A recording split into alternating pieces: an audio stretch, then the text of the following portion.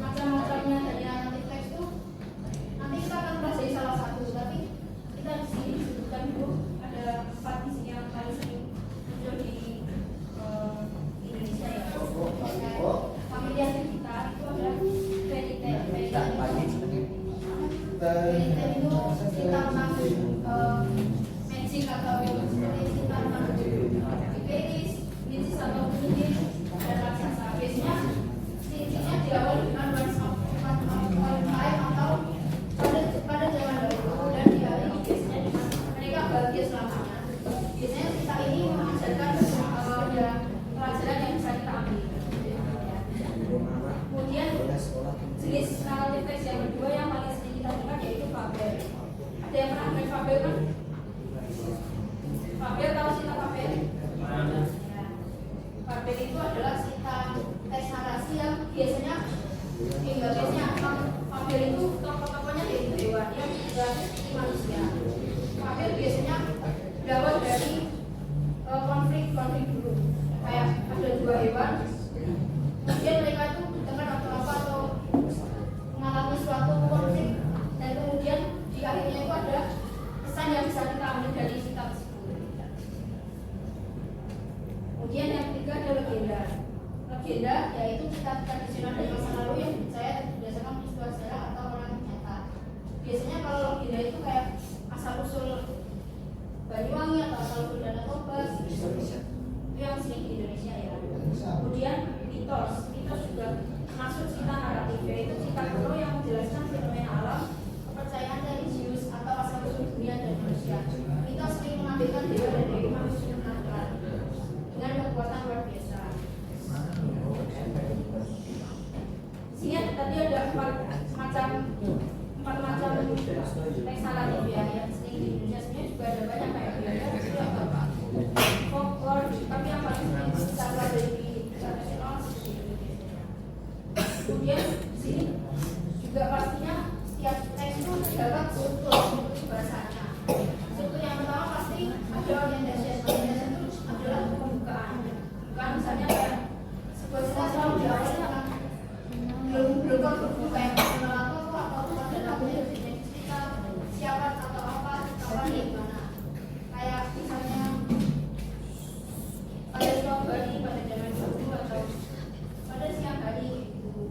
Jadi semua teks naratif macam selalu ada pembukaannya. Kemudian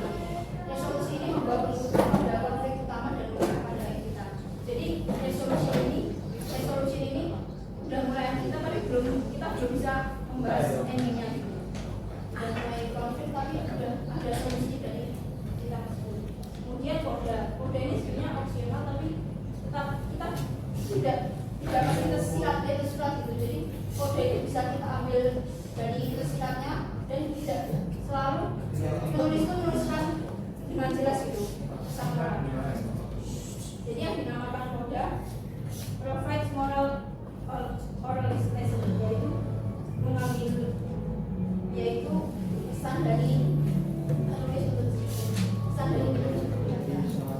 yaitu ahli cerita yang memberikan pelajaran moral atau kesimpulan cerita. Koda bisa menyimpulkan apa yang terjadi dan menyatakan pesan atau pelajaran yang diberikan dari cerita. Bagian ini sering menunjukkan bagaimana cerita berhubungan dengan kehidupan nyata atau memberikan kehidupan. Jadi di empat materi ini pasti selalu ada complication, resolution, dan koda. Nah ini tadi kayak ringkasannya ya. Coba tadi orientation biasanya muncul di mana? Di awal ya. Kayak seperti apa misalnya? Pengenalan tokoh, terus latar tempatnya dia, kemudian konfliknya, terus kemudian yang kedua masalah mulai muncul. Sebelum resolution itu masalah mulai muncul tuh pasti itu masalah yang benar-benar kayak klimaks yang kedua ada falling action dan rising actionnya. Tapi tidak disebutkan sini karena falling action dan rising action itu masuk dalam communication dan itu biasanya paling banyak kayak inti dari ceritanya. Kemudian ada resolution. Resolution biasanya sebelum sang moral itu diselesaikan kayak misalnya kabel atau vegetan itu udah mulai ada kayak solusinya dari cerita. Kemudian koda itu pesan moral. Ya, kayak yang saya bilang tadi, kayak yang saya bilang tadi, koda itu tidak mesti tersurat, tersurat. Jadi kadang kita harus memahami dari pesan moral itu apa, dan itu terletak di akhir biasanya.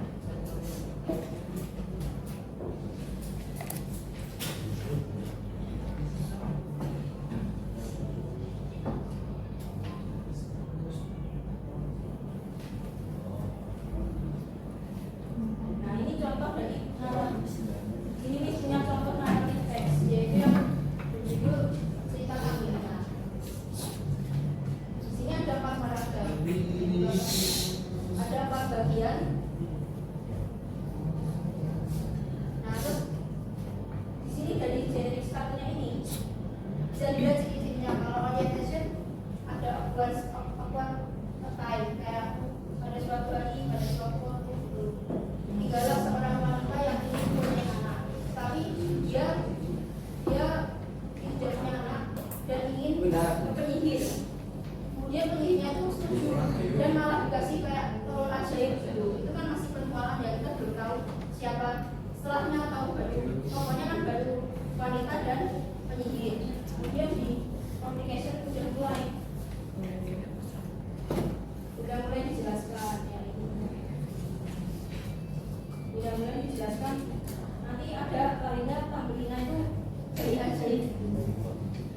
Setelah minta penyihir dan dikabulkan, wanita ini setuju dan kayak intinya Tambelina itu udah lahir dan menjadi bayi ajaib yang ada di communication ini. Dia bagian yang ketiga resolution. Tambelina bertemu pangeran dan jatuh cinta dan menikahinya. Jadi setelah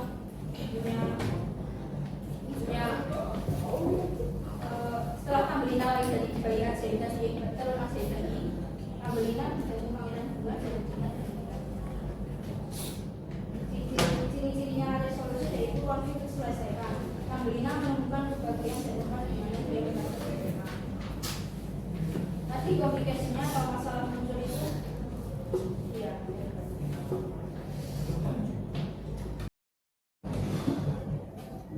Tadi complication tadi apa? Masalah. Ya biasanya melibatkan semua itu masuk ya.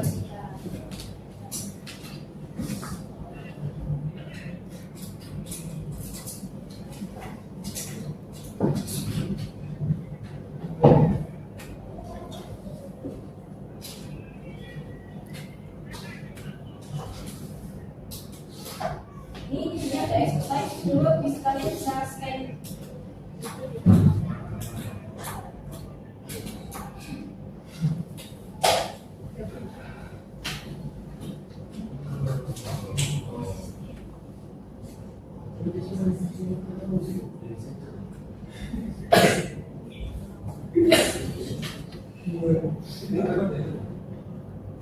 Kalau nggak hilang ya nanti mau ditampilkan di udah scan semua belum? Coba di scan ini ada latihan soal cuma gitu kok, cuma buat ini materi sendiri start dengan teks. Coba semua di scan yang di belakang di bawah di sini dulu. Udah buka. Ya, bisa play. Itu namanya siapa? Ada di sini dulu. Coba di scan latihan soal.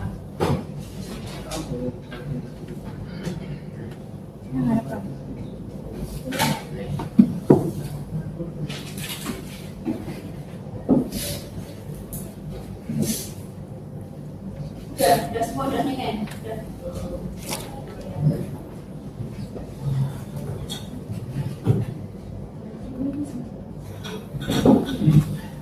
Kalau udah coba dikerjakan. Yang mau play. Ya. Coba itu. Cuma 4 soal. Video aja itu.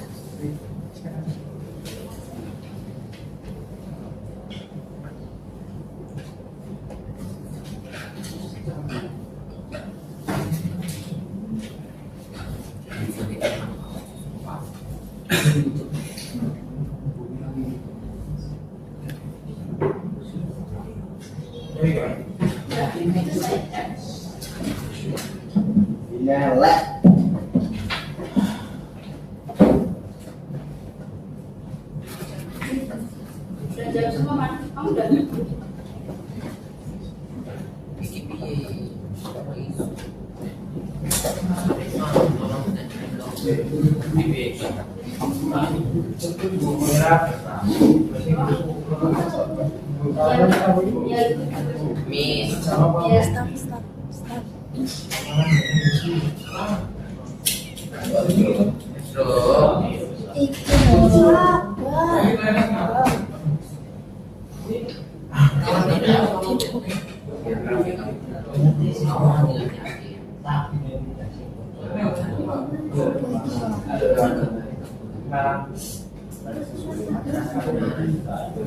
Udah disiapin semua. Udah jauh belum?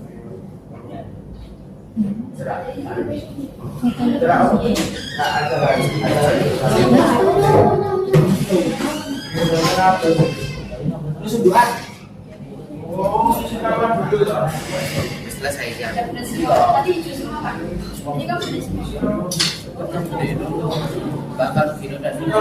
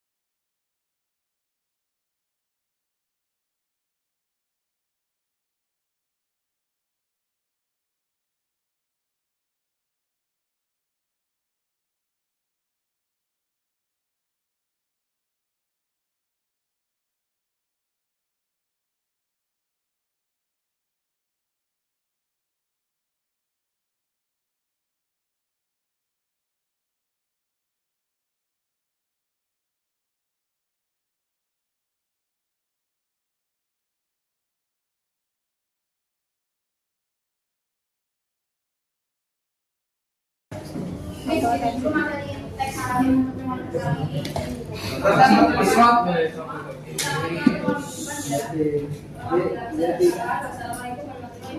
wabarakatuh.